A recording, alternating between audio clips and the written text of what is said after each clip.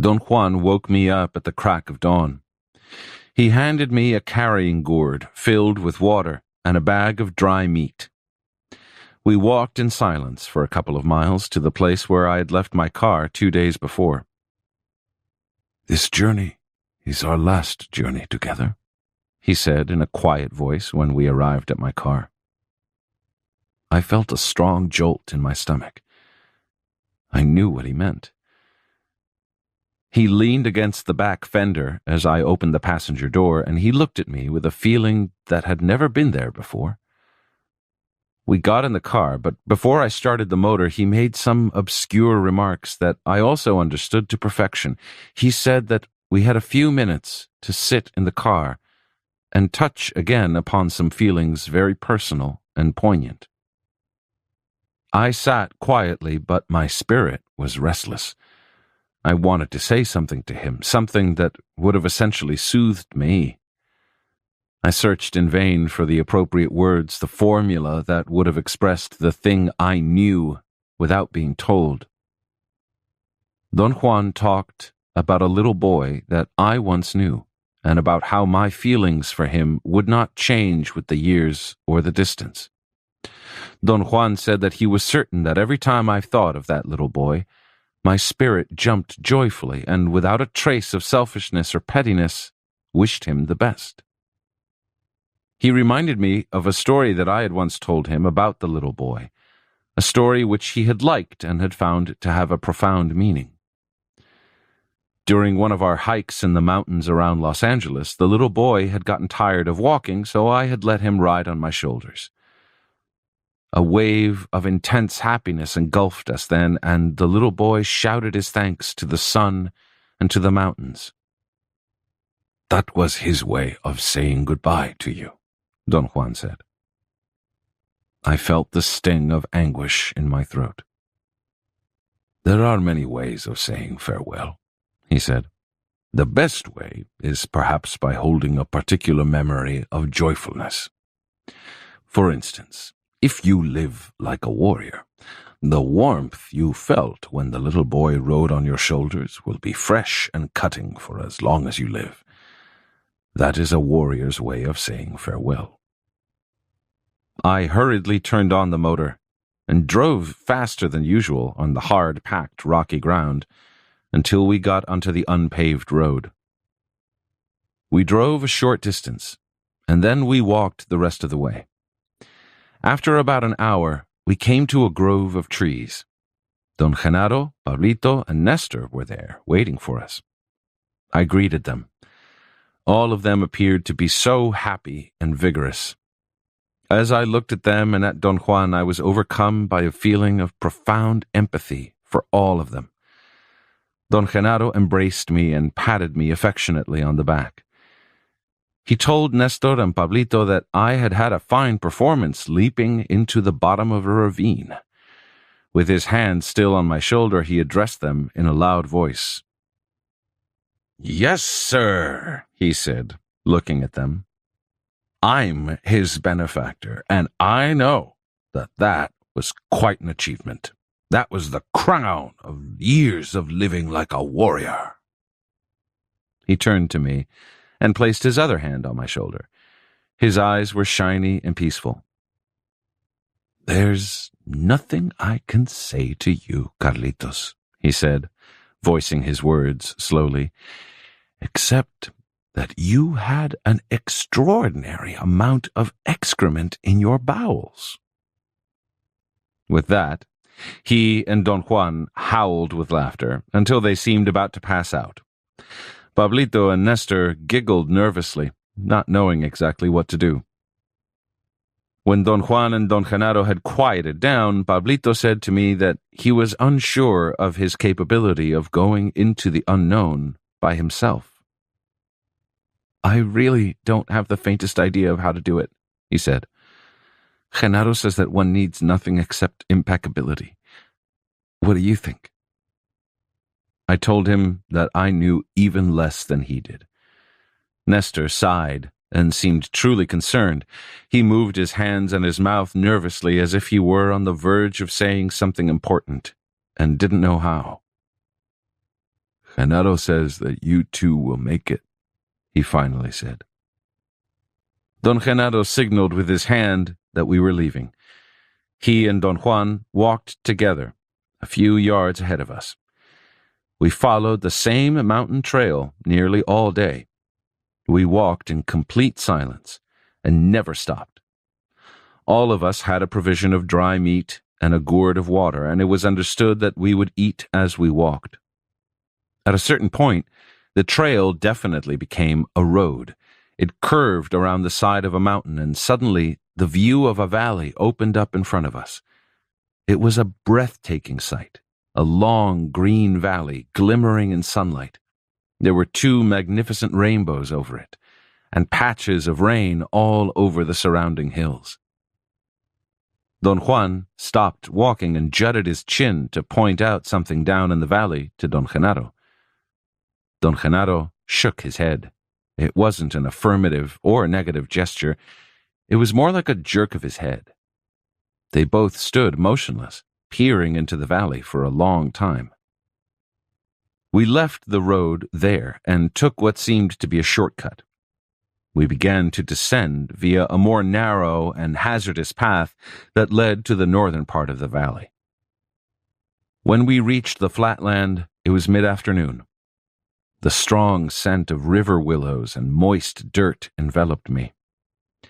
For a moment, the rain was like a soft green rumble on the nearby trees to my left. Then it was only a quivering in the reeds. I heard the rustling of a stream.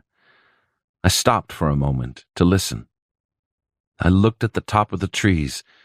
The high cirrus clouds on the western horizon looked like puffs of cotton scattered in the sky. I stood there watching the clouds long enough for everyone else to get quite a bit ahead of me. I ran after them. Don Juan and Don Genaro stopped and turned around in unison. Their eyes moved and focused on me with such uniformity and precision that they seemed to be one single person. It was a brief, stupendous glance that sent chills through my back. Then Don Genaro laughed and said that I ran thumping, like a 300-pound flat-footed Mexican. "Why a Mexican?" Don Juan asked. "A flat-footed 300-pound Indian doesn't run," Don Genaro said in an explanatory tone. "Oh," Don Juan said, as if Don Genaro had really explained something. We crossed the narrow, lush green valley and climbed into the mountains to the east. By late afternoon, we finally came to a halt on top of a flat, barren mesa that overlooked a high valley towards the south. The vegetation had changed drastically. There were round, eroded mountains all around. The land in the valley and on the sides of the hills was parceled and cultivated, and yet the entire scene gave me the feeling of barrenness. The sun was already low on the southwest horizon. Don Juan and Don Genaro called us to the northern edge of the mesa. From that point, the view was sublime. There were endless valleys and mountains towards the north, and a range of high sierras towards the west. The sunlight reflecting on the distant northern mountains made them look orange, like the color of the banks of the clouds over the west. The scenery, in spite of its beauty, was sad and lonely.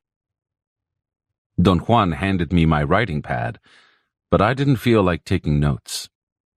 We sat in a half circle, with Don Juan and Don Genaro at the ends. "You started on the path of knowledge, writing, and you will finish the same way," Don Juan said. All of them urged me to write as if my writing were essential. "You're at the very edge, Carlitos," Don Genaro said suddenly. "You and Pablito both." His voice was soft. Without his joking tone, he sounded kind and worried. "Other warriors journeying into the unknown have stood on this very spot," he went on. "They all wish you two very well." I felt a ripple around me, as if the air had been half solid and something had created a wave that rippled through it. All of us here wish you too well, he said. Nestor embraced Pablito and me, and then he sat apart from us. We still have some time, Don Genaro said, looking at the sky. And then turning to Nestor, he asked, What should we do in the meantime? We should laugh and enjoy ourselves, Nestor answered briskly. I told Don Juan that I was afraid of what was waiting for me, and that I had most certainly been tricked into all that. I, who had not even imagined that situations like the one Pablito and I were living existed. I said that something truly awesome had taken possession of me, and little by little had pushed me until I was facing something perhaps worse than death. You're complaining, Don Juan said dryly. You're feeling sorry for yourself to the last minute. They all laughed. He was right. What an invincible urge. And I thought I had vanquished it for my life. I begged all of them to forgive my idiocy. Don't apologize, Don Juan said to me. Apologies are nonsense. What really matters is being an impeccable warrior in this unique place of power. This place has harbored the finest warriors. Be as fine as they were. Then he addressed both Pablito and me. You already know that this is the last task in which we will be together, he said. You will enter into the Nahual and the Tonal by the force of your personal power alone. Genaro and I are here only to bid you farewell. Power has determined that Nestor should be a witness. So be it. This will also be the last crossroad of yours which Genaro and I will attend. Once you have entered the unknown by yourselves, you cannot depend on us to bring you back. So a decision is mandatory. You must decide whether or not to return. We are confident that you too have the strength to return if you choose to do so. The other night, you were perfectly capable, in unison or separately, to throw off the ally that otherwise would have crushed you to death. That was a test of your strength. I must also add that few warriors survive the encounter with the unknown that you are about to have. Not so much because it is hard, but because the Nahual is enticing beyond any statement, and warriors who are journeying into it find that to return to the Tonal, or to the world of order and noise and pain, is a most unappealing affair. The decision to stay or to return is done by something in us which is neither our reason nor our desire, but our will. So there is no way of knowing the outcome of it beforehand. If you choose not to return, you will disappear as if the earth had swallowed you. But if you choose to return to this earth, you must wait, like true warriors, until your particular tasks are finished. Once they are finished, either in success or defeat, you will have the command over the totality of yourselves. Don Juan paused for a moment. Don Genaro looked at me and winked. Carlitos wants to know what it means to have command over the totality of oneself, he said, and everybody laughed. He was right. Under other circumstances, I would have asked about it. The situation, however, was too solemn for questions. It means that the warrior has finally encountered power, Don Juan said. No one can tell what each warrior would do with it. Perhaps you two will roam peacefully and unnoticed on the face of the earth, or perhaps you will turn out to be hateful men, or perhaps notorious, or kind. All that depends on the impeccability and the freedom of your spirit. The important thing, however, is your task. That is the bestowal made by a teacher and a benefactor to their apprentices. I pray that you too will succeed in bringing your tasks to a culmination. Waiting to fulfill that task is a very special waiting, Don Genaro said all of a sudden. and I'm going to tell you the story of a band of warriors who lived in another time on the mountains, somewhere in that direction. He casually pointed to the east, but then, after a moment's hesitation, he seemed to change his mind and stood up and pointed to the distant northern mountains. No, they lived in that direction, he said, looking at me and smiling with an air of erudition. Exactly 135 kilometers from here. Don Genaro was perhaps imitating me. His mouth and forehead were contracted, his hands were tightly clasped against his chest, holding some imaginary object that he may have intended to be a notebook. He maintained a most ridiculous posture. I had once met a German scholar, a sinologist, who looked exactly like that. The thought that all along I might have been unconsciously imitating the grimaces of a German sinologist was utterly funny to me. I laughed by myself. It seemed to be a joke just for me. Don Genaro sat down again and proceeded with his story.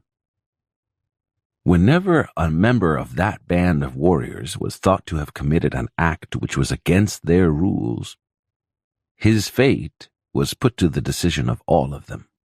The culprit had to explain his reasons for having done what he did. His comrades had to listen to him, and then they either disbanded because they had found his reasons convincing, or they lined up with their weapons at the very edge of a flat mountain, very much like this mountain where we are sitting now, ready to carry out his death sentence, because they had found his reasons to be unacceptable. In that case, the condemned warrior had to say goodbye to his old comrades, and his execution began. Don Genaro looked at me and Pablito as if waiting for a sign from us. Then he turned to Nestor. Perhaps the witness here could tell us what the story has to do with these two, he said to Nestor. Nestor smiled shyly and seemed to immerse himself deep in thought for a moment. The witness has no idea, he said, and broke up into a nervous giggle. Don Genaro asked everyone to stand up and go with him to look over the west edge of the mesa. There was a mild slope down to the bottom of the land formation. Then there was a narrow, flat strip of land ending in a crevice that seemed to be a natural channel for the runoff of rainwater. Right where that ditch is, there was a row of trees on the mountain in the story, he said. Beyond that point, there was a thick forest. After saying goodbye to his comrades, the condemned warrior was supposed to begin walking down the slope towards the trees. His comrades then cocked their weapons and aimed at him. If no one shot, or if the warrior survived his wounds and reached the edge of the trees, he was free. We went back to the place where we'd been sitting. How about now, witness? He asked Nestor. Can you tell? Nestor was the epitome of nervousness. He took off his hat and scratched his head. He then hid his face in his hands. How can the poor witness know? He finally retorted in a challenging tone and laughed with everybody else. They say that there were men who pulled through unharmed, Don Genaro continued. Let's say that their personal power affected their comrades. A wave went through them as they were aiming at him, and no one dared to use his weapon. Or perhaps they were in awe of his bravery and couldn't harm him. Don Genaro looked at me and then at Pablito. There was a condition set up for that walk to the edge of the trees, he went on. The warrior had to walk calmly, unaffected. His steps had to be sure and firm, his eyes looking straight ahead, peacefully. He had to go down without stumbling, without turning to look back, and above all, without running. Don Genaro paused. Pablito assented to his words by nodding. If you two decide to return to this earth, he said, you will have to wait like true warriors until your tasks are fulfilled. That waiting is very much like the walk of the warrior in the story. You see, the warrior had run out of human time, and so have you. The only difference is in who is aiming at you. Those who were aiming at the warrior were his warrior comrades, but what's aiming at you two is the unknown. Your only chance is your impeccability. You must wait without looking back. You must wait without expecting rewards. And you must aim all of your personal power at fulfilling your tasks. If you don't act impeccably, if you begin to fret and get impatient and desperate, you'll be cut down mercilessly by the sharpshooters from the unknown. If, on the other hand, your impeccability and personal power are such that you are capable of fulfilling your tasks, you will then achieve the promise of power. And what's that promise, you may ask? It's a promise that power makes to men as luminous beings. Each warrior has a different fate, so there's no way of telling what that promise will be for either of you. The sun was about to set. The light orange color on the distant northern mountains had become darker. The scenery gave me the feeling of a windswept, lonely world. You have learned that the backbone of a warrior is to be humble and efficient, Don Genaro said, and his voice made me jump. You have learned to act without expecting anything in return. Now I tell you that in order to withstand what lies ahead of you beyond this day, you'll need your ultimate forbearance. I experienced a shock in my stomach. Pablito began to shiver quietly. A warrior must be always ready, he said. The fate of all of us here has been to know that we are the prisoners of power. No one knows why us in particular, but what a great fortune. Don Genaro stopped talking and lowered his head as if he were exhausted. That had been the first time that I'd heard him speak in such terms. It is mandatory here that a warrior says goodbye to all those present and to all those he leaves behind, Don Juan said suddenly.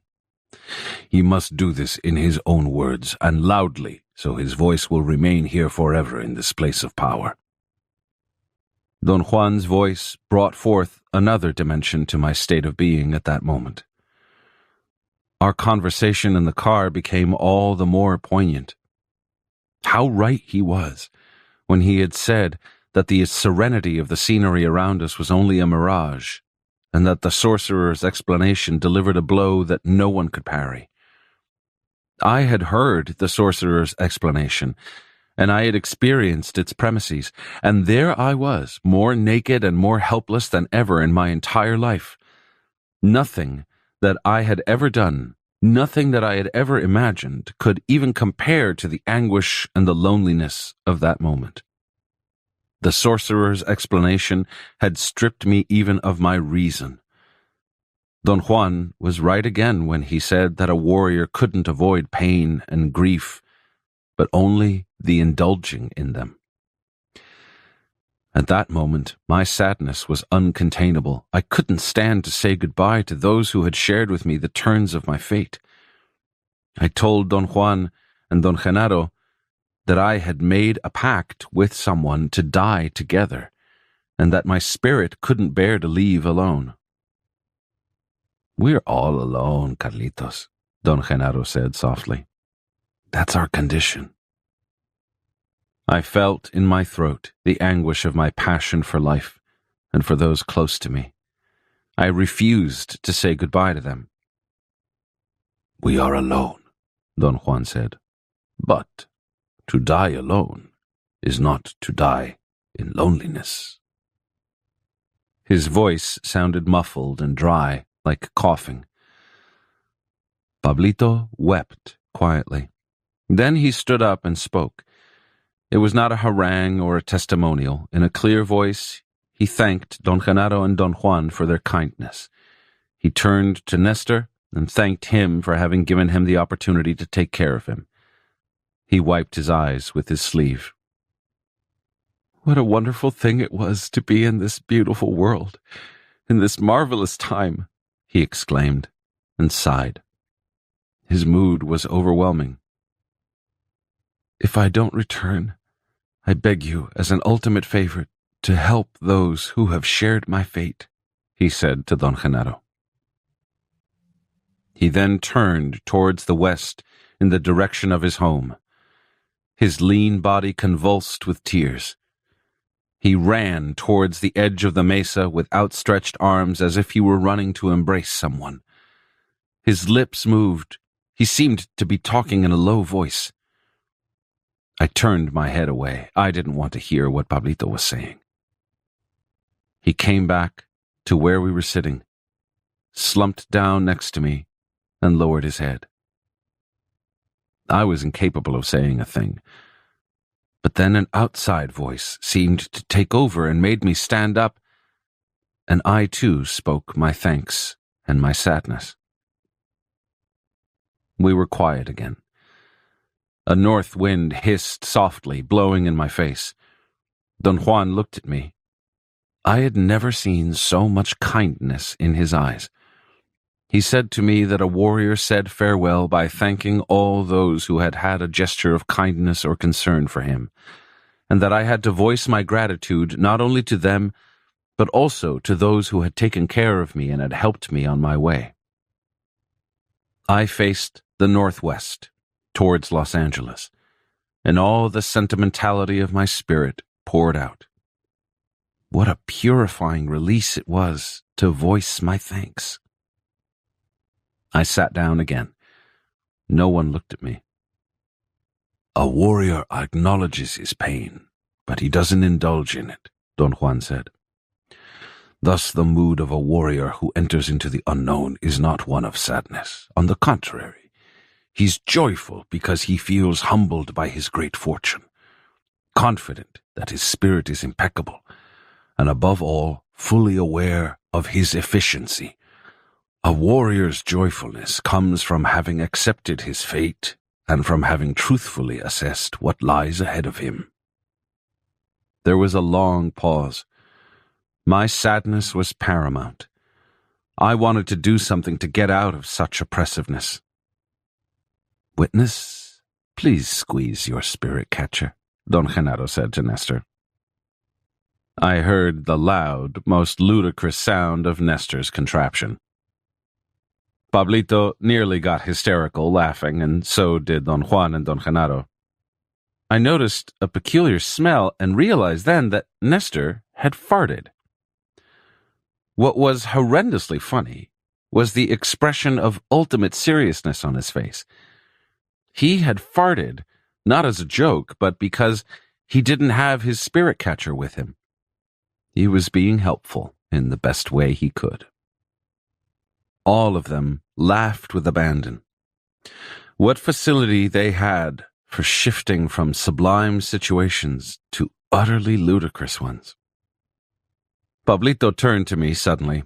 He wanted to know if I was a poet, but before I could answer his question, Don Genaro made a rhyme.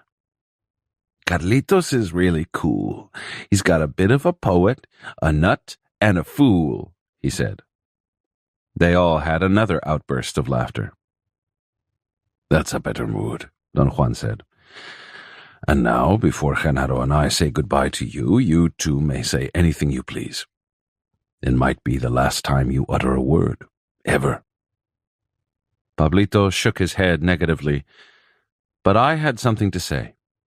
I wanted to express my admiration, my awe for the exquisite temper of Don Juan and Don Genaro's warrior spirit. But I became entangled in my words and ended up saying nothing. Or even worse yet, I ended up sounding as if I were complaining again. Don Juan shook his head and smacked his lips in mock disapproval. I laughed involuntarily. It didn't matter, however, that I'd flubbed my chance to tell them of my admiration.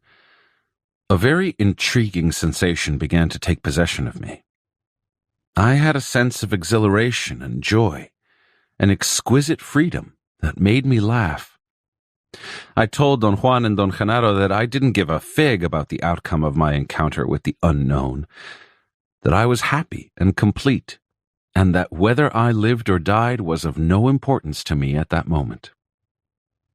Don Juan and Don Genaro seemed to enjoy my assertions even more than I did. Don Juan slapped his thigh and laughed. Don Genaro threw his hat on the floor and yelled as if he were riding a wild horse. "We have enjoyed ourselves and laughed while waiting, just as the witness recommended," Don Genaro said all of a sudden. "But it is the natural condition of order that it should always come to an end." He looked at the sky. "It's almost time for us to disband like the warriors in the story," he said. "But before we go our separate ways, I must tell you two one last thing. I am going to disclose to you a warrior's secret. Perhaps you can call it a warrior's predilection." He addressed me in particular, and said that once I had told him that the life of a warrior was cold and lonely and devoid of feelings. He even added that at that precise moment I was convinced that it was so. "The life of a warrior cannot possibly be cold and lonely and without feelings," he said, "because it is based on his affection, his devotion, his dedication to his beloved. And who, you may ask, is his beloved? I will show you now." Don Genaro stood up and walked slowly to a perfectly flat area right in front of us, 10 or 12 feet away.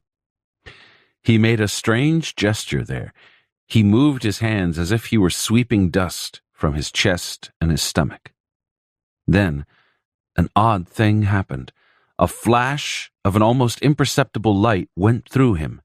It came from the ground and seemed to kindle his entire body. He did a sort of backward pirouette, a backward dive, more properly speaking, and landed on his chest and arms. His movement had been executed with such precision and skill that he seemed to be a weightless being, a worm-like creature that had turned on itself. When he was on the ground, he performed a series of unearthly movements. He glided just a few inches above the ground, or rolled on it as if he were lying on ball bearings, or he swam on it, describing circles and turning with the swiftness and agility of an eel swimming in the ocean. My eyes began to cross at one moment, and then without any transition, I was watching a ball of luminosity sliding back and forth on something that appeared to be the floor of an ice skating rink, with 1,000 lights shining on it. The sight was sublime. Then the ball of fire came to rest and stayed motionless. A voice shook me and dispelled my attention. It was Don Juan talking. I couldn't understand at first what he was saying. I looked again at the ball of fire. I could distinguish only Don Genaro lying on the ground with his arms and legs spread out. Don Juan's voice was very clear. It seemed to trigger something in me, and I began to write. "Genaro's love is the world," he said. "He was just now embracing this enormous earth, but since he's so little, all he can do is swim in it. But the earth knows that Genaro loves it, and it bestows on him its care. That's why Genaro's life is filled to the brim, and his state, wherever he'll be, will be plentiful. Genaro roams on the paths of his love, and wherever he is complete." Don Juan squatted in front of us. He caressed the ground gently. "This is the predilection of two warriors," he said. "This earth, this world. For a warrior, there can be no greater love." Don Genaro stood up and squatted next to Don Juan for a moment, while both of them peered fixedly at us. Then they sat in unison, cross-legged. "Only if one loves this earth with unbending passion can one release one's sadness," Don Juan said. "A warrior is always joyful because his love is unalterable, and his beloved, the earth, embraces him and bestows upon him inconceivable gifts. The sadness belongs only to those who hate the very thing that gives shelter to their beings." Don Juan again caressed the ground with tenderness. This lovely being, which is alive to its last recesses and understands every feeling, soothed me. It cured me of my pains. And finally, when I had fully understood my love for it, it taught me freedom. He paused. The silence around us was frightening. The wind hissed softly, and then I heard the distant barking of a lone dog. Listen to that barking, Don Juan went on. That is the way my beloved earth is helping me now to bring this last point to you. That barking is the saddest thing one can hear. We were quiet for a moment. The barking of that lone dog was so sad, and the stillness around us so intense that I experienced a numbing anguish. It made me think of my own life, my sadness, my not knowing where to go, what to do. That dog's barking is the nocturnal voice of a man, Don Juan said. It comes from a house in that valley towards the south. A man is shouting through his dog, since they are companion slaves for life. His sadness, his boredom. He's begging his death to come and release him from the dull and dreary chains of his life. Don Juan's words had caught a most disturbing line in me. I felt he was speaking directly to me. That barking and the loneliness it creates speaks of the feelings of men, he went on. Men for whom an entire life was like one Sunday afternoon. An afternoon which was not altogether miserable, but rather hot and dull and uncomfortable. They sweated and fussed a great deal. They didn't know where to go or what to do. That afternoon left them only with the memory of petty annoyances and tedium. And then suddenly, it was over. It was already night.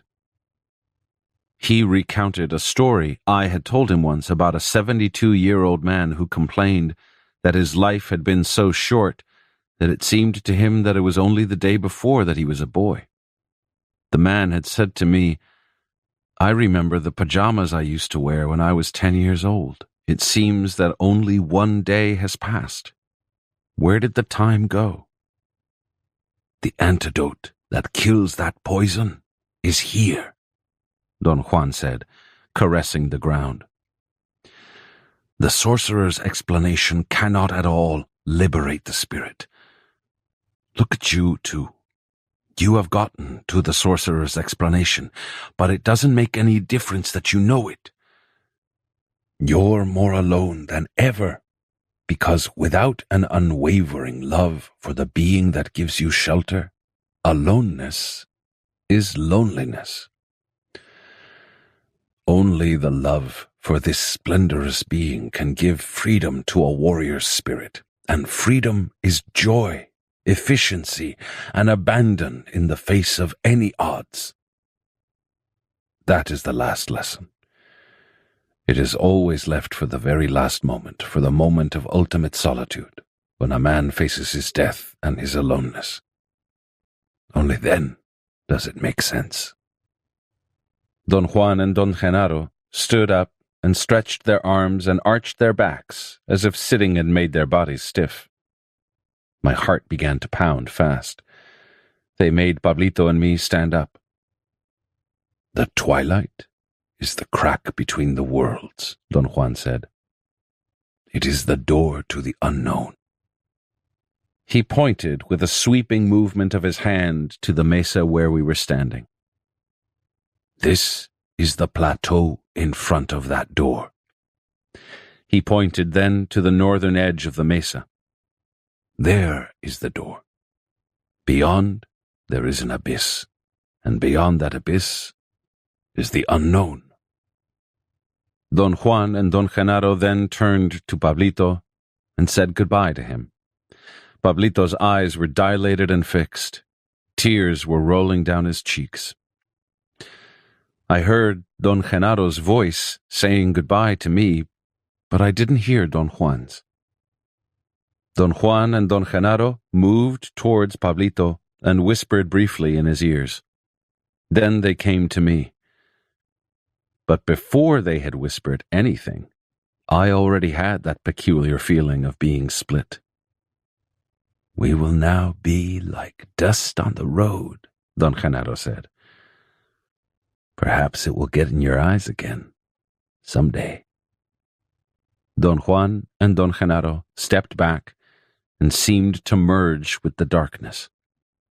Pablito held my forearm, and we said goodbye to each other. Then a strange urge, a force, made me run with him to the northern edge of the mesa. I felt his arm holding me as we jumped, and then I was alone.